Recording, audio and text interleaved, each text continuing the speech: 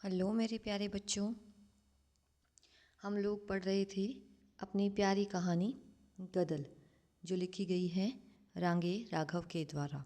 एक स्त्री के प्रेम, त्याग और बलिदान की कहानी। इस कहानी के 6 भाग हैं, जिसमें से हमने 4 भाग पढ़ लिए थे और आज हम पढ़ रहे हैं आगे का 5वां भाग।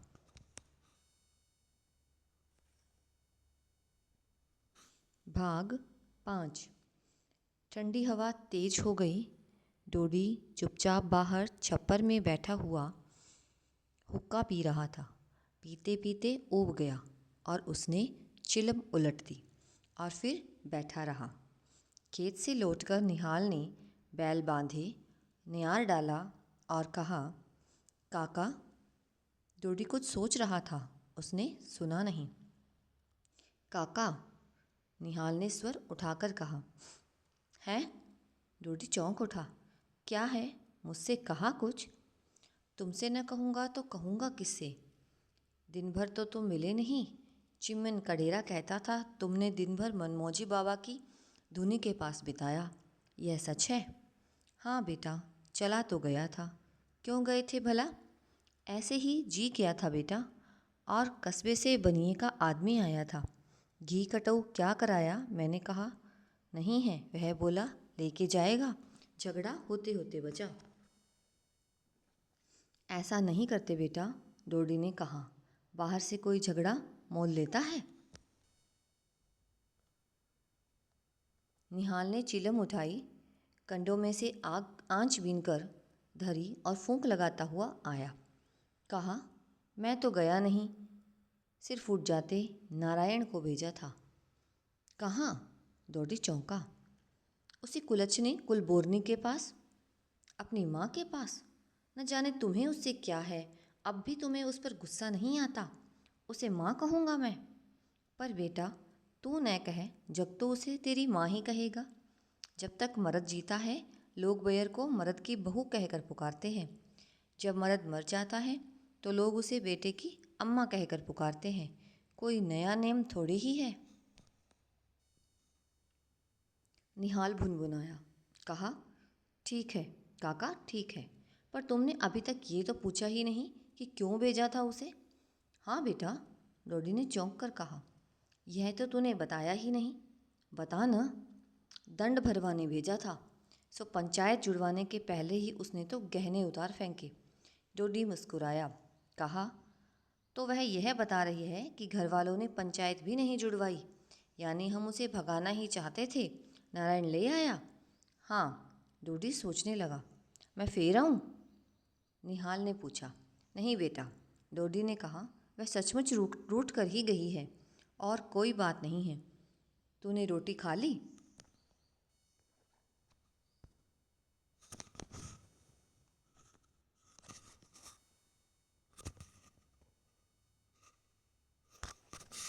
नहीं। तो जा पहले खा ले। निहाल उठ गया, पर डोडी बैठा रहा।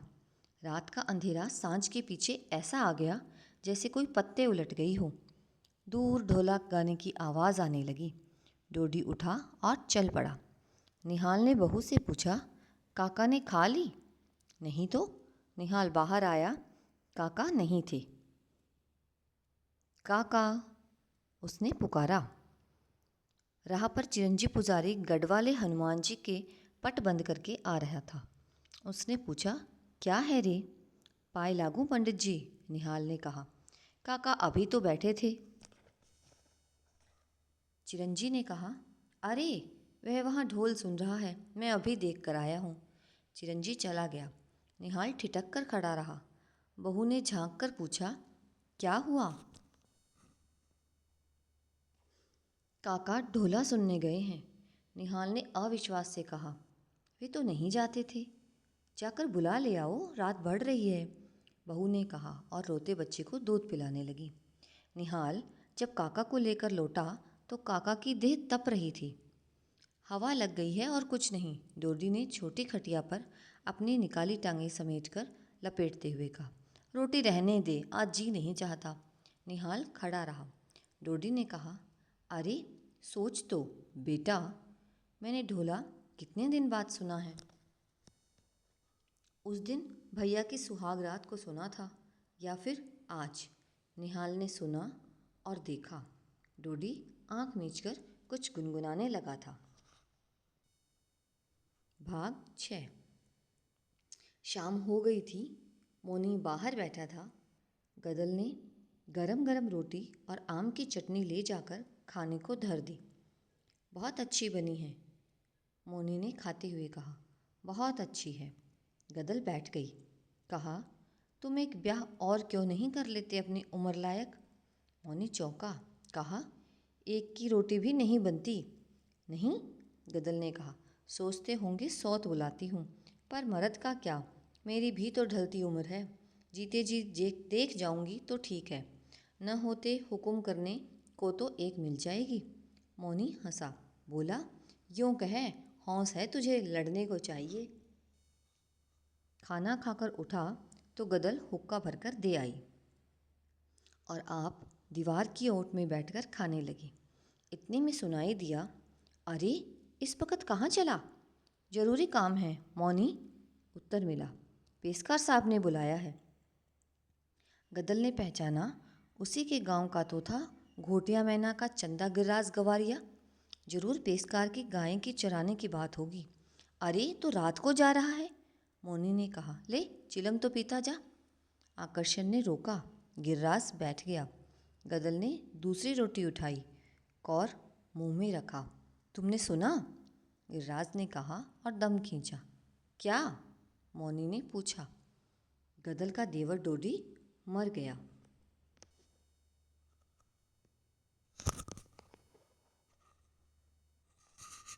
गदल का मुंह रुक गया। जल्दी से लोटे के पानी के संग कौर निगला और सुनने लगी।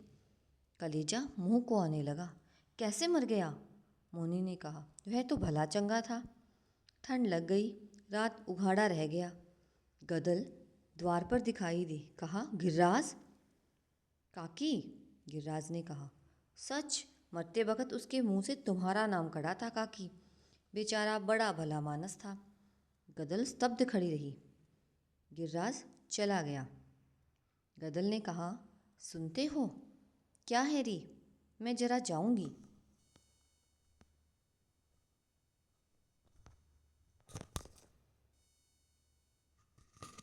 कहाँ? वह आतंकित हुआ। वहीं?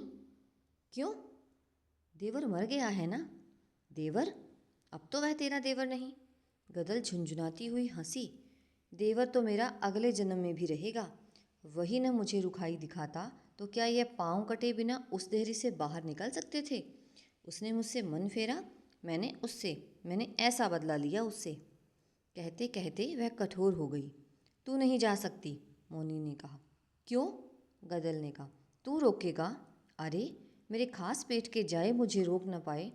अब क्या है, जिसे नीचा दिखाना चाहती थी वही न रहा, और तू मुझे रोकने वाला है कौन? मैं मन से आई थी, रहूँगी नहीं रहूँगी, कौन तूने मेरा मोल दिया है? इतना बोल तो भी लिया तू, जो होता मेरे उस घर में तो तेरी जीभ कड़वा लेती।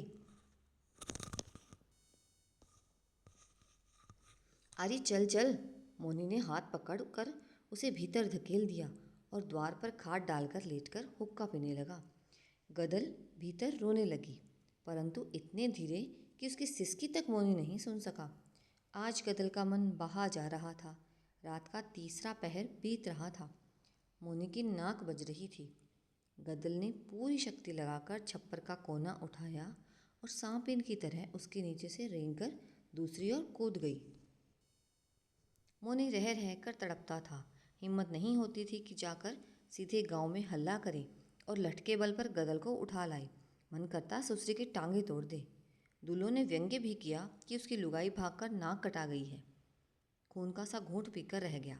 गुजरों ने जब सुना तो कहा, अरे बुढ़िया के लिए खून खराबा करवाएगा, और अभी तेरा उसने खर्च ही क्या कराया है? 2 जून रोटी खा गई है, तुझे भी तो टिक्कर खिला कर गई। मोनी का क्रोध भड़क गया। घोटिया का गिर्राज सुना गया था। जिस वक्त गदल पहुंची, पटेल बैठा था। निहाल ने कहा था, खबरदार, भीतर पाँव न धरियो। क्यों लौट आई है बहू? पटेल चौंका। बोला, अब क्या लेने आई है? गदल बैठ गई। कहा, जब छोटी थी तभी मेरा देवर लठबान मेरी कसम के साथ आया था। इसी के हाथ देखती रह गई थी मैं तो। सोचा था मर्द है, इसकी छत्रछाया में जी लूँगी। बताओ पटेल, वह ही जब मेरे आदमी के मरने के बाद मुझे न रख सका तो क्या करती? अरे मैं न रही तो इनसे क्या हुआ? 2 दिन में काका उठ गया ना। इनके सहारे मैं रहती तो क्या होता? पटेल ने कहा, पर तूने बेटा बेटे की उम्र न देखी बहू। ठीक है, गदल ने कहा, उम्र देखती कि इज्जत?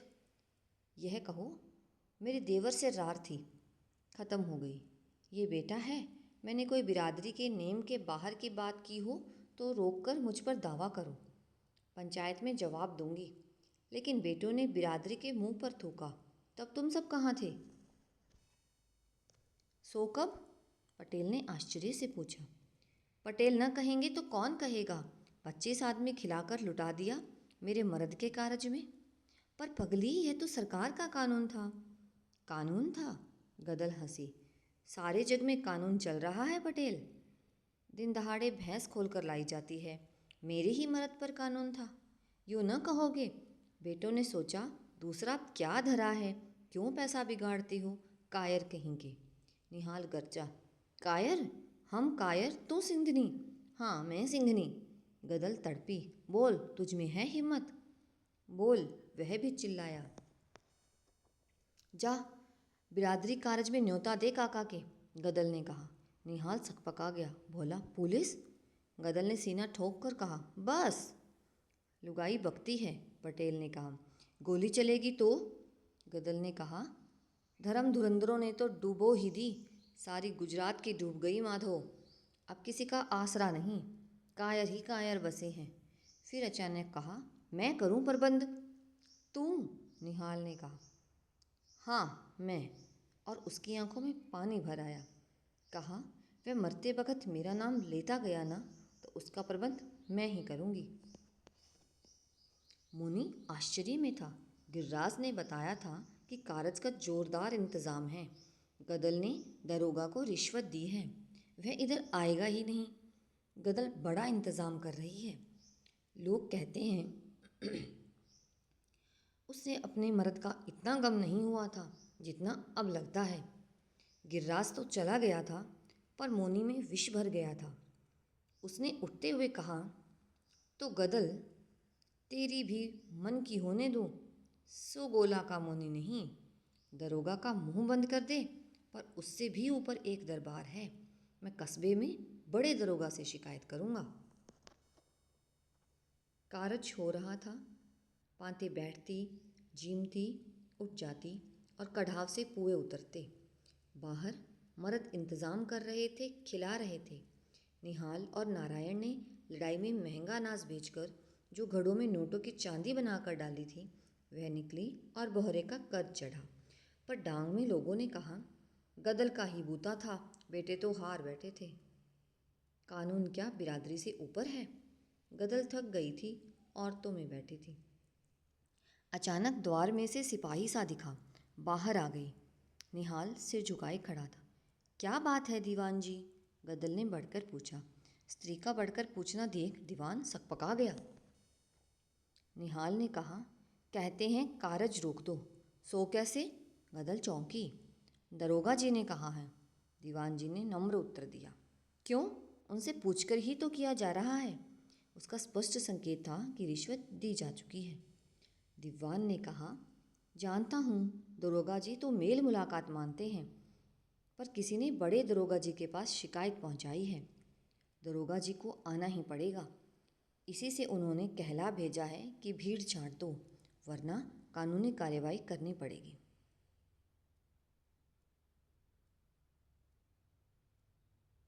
क्षणभर गदल ने सोचा, कौन होगा वह?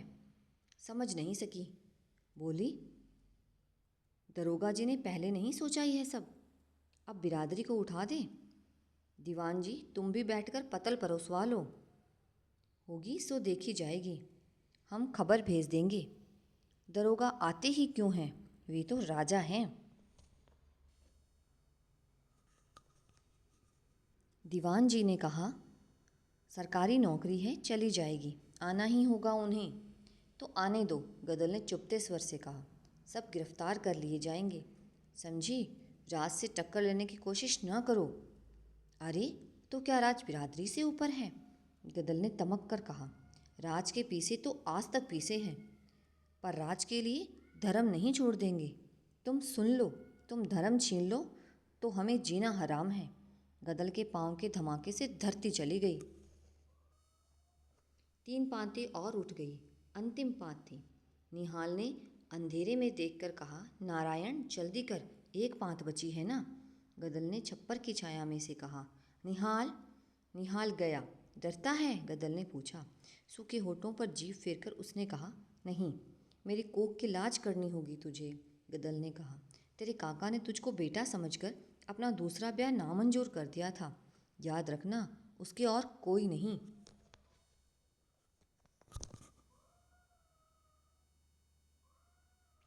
निहाल ने सिर झुका लिया। भागा हुआ एक लड़का आया। दादी, वह चिल्लाया। क्या है रे? गदल ने सशंक होकर देखा।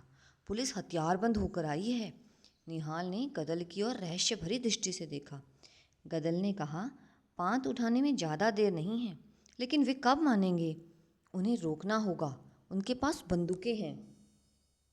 बंदूकें हमारे पास भी है निहाल, गदल ने कहा। डांग में बंदूकों की क्या कमी? पर हम फिर खाएंगे क्या? जो भगवान देगा। बाहर पुलिस की गाड़ी का भोंपू बजा। निहाल आगे बढ़ा। दरोगा ने उतरकर कहा, यहाँ दावत हो रही है। निहाल भौचक्क रह गया। जिस आदमी ने रिश्वत ली थी, अब वह पहचान भी नहीं रहा। हाँ, हो रही है, उसने क्रुद्ध स्वर में कहा। 25 आदमी से ऊपर है। गिनकर हम नहीं खिलाते दरोगा जी। मगर तुम कानून तो नहीं तोड़ सकते। राज का कानून कल का है, मगर बिरादरी का कानून सदा का है। हमें राज नहीं लेना है, बिरादरी से काम है। तो मैं गिरफ्तार करूँगा। गदल ने पुकारा, निहाल। निहाल भीतर गया।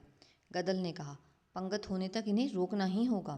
फिर सबको पीछे से निकाल देंगे। अगर कोई पकड़ा गया तो बिरादरी क्या कहेगी? पर ये वैसे न रुकेंगे, गोली चलाएंगे। तू न डर। छत पर नारायण 4 आदमियों के साथ बंदूक के लिए बैठा है। निहाल कांप उठा। उसने घबराए हुए स्वर से समझने की कोशिश की। हमारी टोपीदार है, उनकी राइफल है। कुछ भी हो, पंगत उतर जाएगी। और फिर तुम सब भागना। हठात लालटेन बुझ गई। धाएं धाएं की आवाज़ आई। गोलियां अंधकार में चलने लगी। गदल ने चिल्लाकर कहा, सौगंध है, खाकर उठना। पर सबको जल्दी की फिक्र थी। बाहर धाएं धाएं हो रही थी। कोई चिल्लाकर गिरा। पांत पीछे से निकलने लगी। जब सब चले गए, गदल ऊपर चढ़ी। निहाल से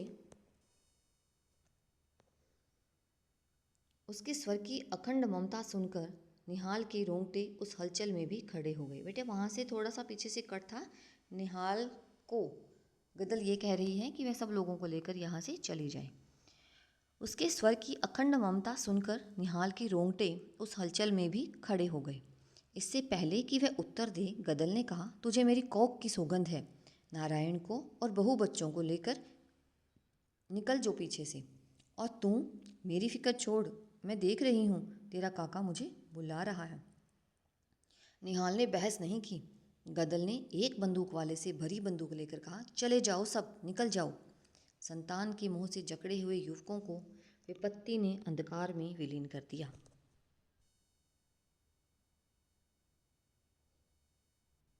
गदल ने घोड़ा दबाया। कोई चिल्लाकर गिरा। वह हंसी। विकराल हास्य उस अंधकार में गूंज उठा। दरोगा ने सुना तो चौंका। औरत? मर्द कहाँ गए? उसके कुछ सिपाहियों ने पीछे से घेराव डाला और ऊपर चढ़ गए। गोली चलाई। गदल के पेट में लगी। युद्ध समाप्त हो गया। गदल रक्त से भीगी हुई पड़ी थी। पुलिस के जवान इकट्ठे हो गए। दरोगा ने पूछा, यहाँ तो कोई नहीं। हुजूर, एक सिपाही ने कहा। यह औरत है। दरोगा आगे बढ़ गया। उसने देखा और पूछा, तू कौन है? गदल मुस्कुराई और धीरे से कहा, कार्य हो गया दरोगा जी, आत्मा को शांति मिल गई। दरोगा ने झल्ला कर कहा, पर तू है कौन? गदल ने और भी क्षीण स्वर से कहा, जो एक दिन अकेला न रह सका उसी की। और सिर लुढ़क गया। उसके होठों पर मुस्कुराहट ऐसी दिखाई दे रही थी जैसे अब पुराने अंधकार में जलाकर लाई हुई पहले की बुझी लालटेन। और बच्चों,